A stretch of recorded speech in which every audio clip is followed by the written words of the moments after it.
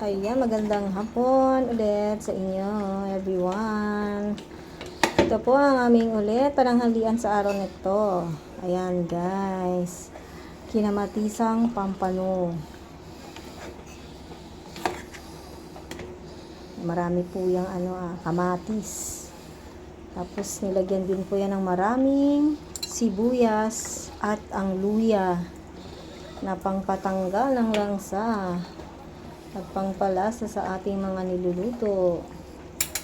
Ayan guys, meron din yung pechay. Tamang tama.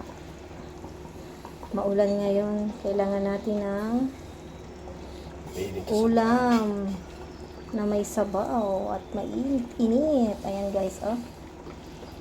Happy tummy na naman tayo dito sa ating ulam for today.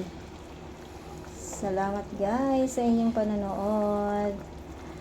Thank you for watching. Tara, let's eat.